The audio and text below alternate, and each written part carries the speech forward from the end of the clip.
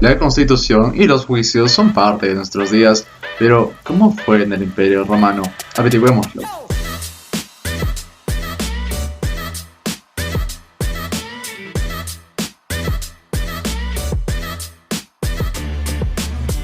Son las bellas vistas de Roma las que nos enamoran, pero sin duda alguna lo más preciado que nos dejó Roma fue su derecho. Por eso el día de hoy conoceremos algo más de la historia. Hoy presentamos las 12 tablas de Roma.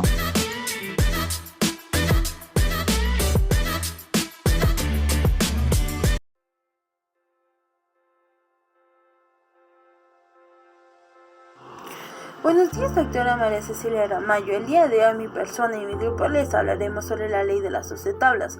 La Ley de las 12 Tablas fue un texto legal que contenía normas para regular la convivencia del pueblo romano, que también recibió el nombre de la Ley de Semvirar. Por su contenido se decía que pertenecía más al derecho privado que al derecho público. 3 años después, a la vuelta de la comisión, se suspendieron las magistraturas, lo cual el Senado decidió constituir otra comisión incorporada por 10 patricios. En una primera versión original se confeccionaron las 10 primeras tablas, lo cual añadieron 2 más al año siguiente. Bueno, ahora hablemos de lo que es la tabla 1, 2 y 3, en el cual se nos explica que en la tabla 1, si un testigo ha sido citado al juicio, este de manera obligatoria tendrá que ir. También que la parte de demanda y demandante tendrán que ser presentes, si no perderán el juicio. También un punto que hay que recalcar demasiado en esto es que los juicios eran eficaces. ¿Por qué? Porque estos no podían sobrepasar el mediodía. Ahora, hablemos un poco más sobre lo que es la tabla 2. En esta se nos especifica que tanto la parte demandada como demandante tienen que dar una suma de dinero que irá a lo que son obras públicas, ¿vale? Ahora, también sabemos que en el punto número 2, bueno, en la tabla número 2, se especifica que el Estado no puede intervenir en este tipo de juicios, porque en la tabla 1, 2 y 3 nos referimos al derecho procesal privado. Pero, sabemos que también el Estado puede intervenir de una manera poco común, ya que si, por ejemplo, este juicio se trata de un asesinato, en cierta parte el Estado sí puede intervenir. Ahora, si hablamos de la tabla número 3, hablamos de las sentencias que se le va a dar a un deudor, ya que este tendrá un máximo de 30 días para poder pagar todo lo correspondido. Hay que también recalcar de que no siempre se trata de dinero, que también estos podían pagar con suministros alimenticios. Ahora, ¿qué pasaba si es que esta persona no pagaba todo en esos 30 días? Simplemente el deudor iba con la otra persona a un mercado, para que ahí pudieran explicar la situación. Una persona podía ofrecerse a pagar toda la deuda, pero a cambio de ¿qué? Mucha gente quedaba esclavos por sus deudas frente a otras personas. Pero esta era una opción que se tomaba antiguamente en Roma. Y bueno, esto ha sido lo que es la tabla 1, 2 y 3. Tabla 4, la patria potestad, es decir, el poder de los padres sobre los hijos. Bueno, todo hijo nacido con alguna deformidad considerado un monstruo debería de ser asesinado. También hablamos sobre el periodo máximo de gestación, que es de 10 meses. El poder sobre el hijo, es decir, que lo llaman derecho, es el derecho a la vida, el derecho a la muerte, hasta venta de sus hijos legítimos del matrimonio. También puede decidir sobre sus castigos o hasta encerrarlos si quisiese. Este pierde la patria potestad del hijo si lo explota comercialmente, es decir, que si lo vende hasta 3 veces, por lo que quedaría emancipado. Si la viuda tiene un hijo, solo será considerado hijo legítimo aquel que nazca después de 10 meses. La mujer se divorcia ausentándose 3 días del domicilio.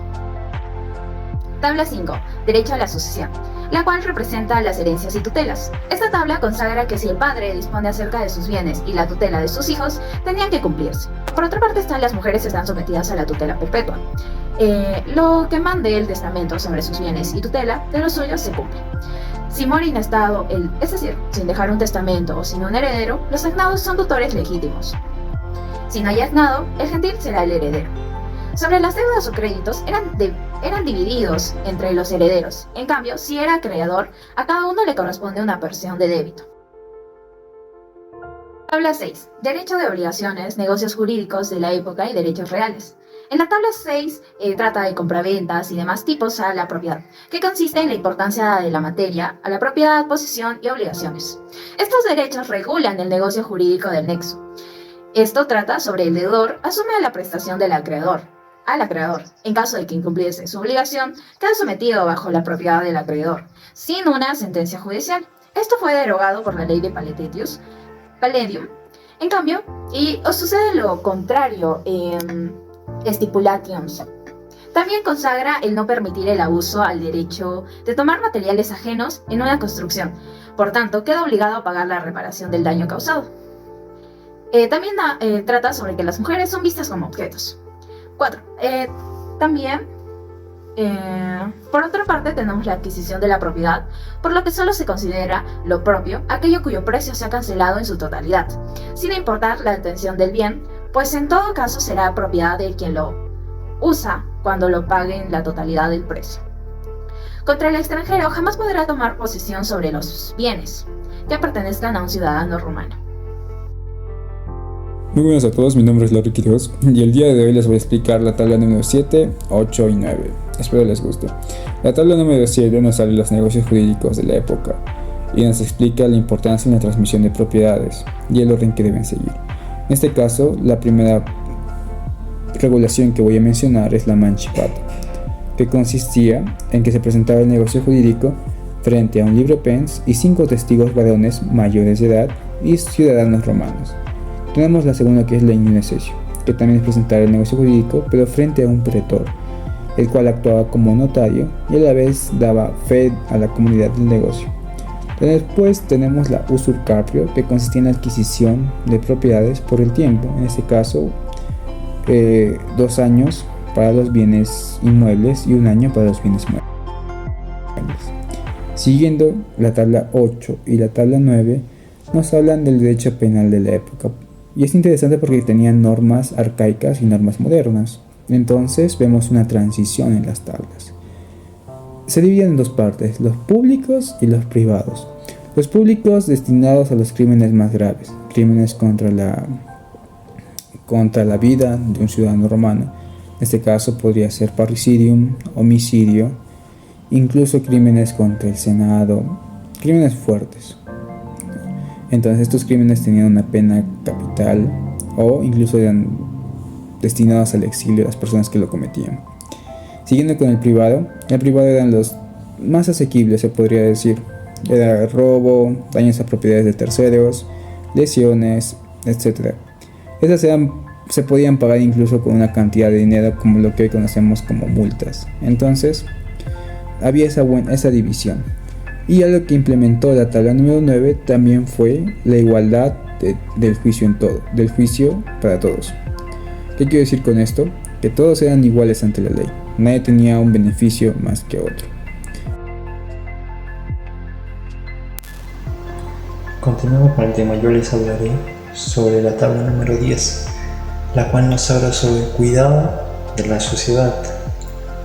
En esta tabla nos habla sobre las restricciones que habían en ese tiempo, lo cual prohibían lo que es las incineraciones dentro de la ciudad. Por otro lado, también prohibía que no se podía realizar incendios, puesto que causaba daños a la salud. Bien, ahora les hablaré sobre la tabla número 11 y 12, la cual nos habla sobre la prohibición de matrimonios mixtos en lo que son los plebeyos y los patricios, lo cual en ese tiempo de Roma estaba completamente prohibido, en el cual un patricio con una plebeya puedan juntarse. Sin embargo, con el pasar de los años y con la ley Canuleia, pudo hacerse posible. Y bueno, tuvo que pasar muchos años y asimismo la tabla número 11 quedó eliminada por completo.